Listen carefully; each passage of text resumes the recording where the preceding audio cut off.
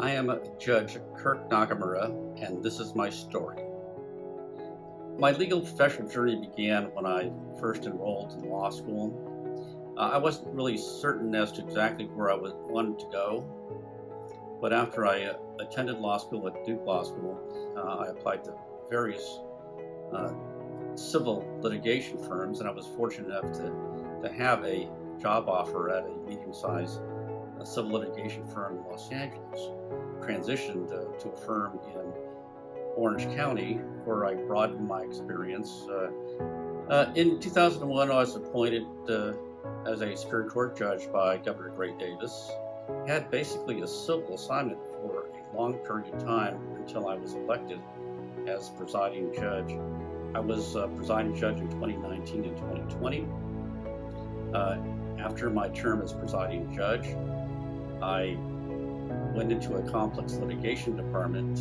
After a little over a year in the complex litigation department, I retired and transitioned to James. I always had an interest in ADR from a very young attorney age in terms of my firm.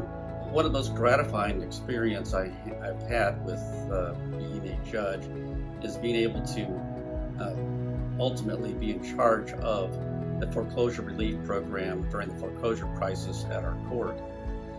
In that program, we got the homeowners who were in arrears in their mortgages together with the banks in an attempt to resolve those issues so we can keep them in their homes. That ultimately illustrated to me how ADR settlement conferences can address a very serious crisis, not only at our court and locally, but nationwide. I've been involved in very many organizations throughout my legal career.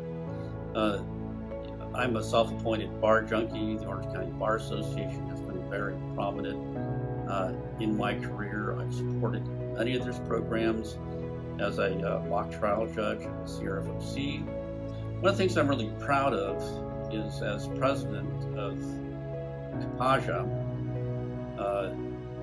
which is the statewide judges organization, is that I initiated a vetting procedure for judicial candidates that is now heavily relied upon by the API caucus. So that's a statewide effort so that we can vet and also recommend certain Asian candidates for judicial positions around the state. We have a very high percentage of those candidates that we've recommended that ultimately became judges. With respect to people who have been influential, I would have to say there are quite a few people.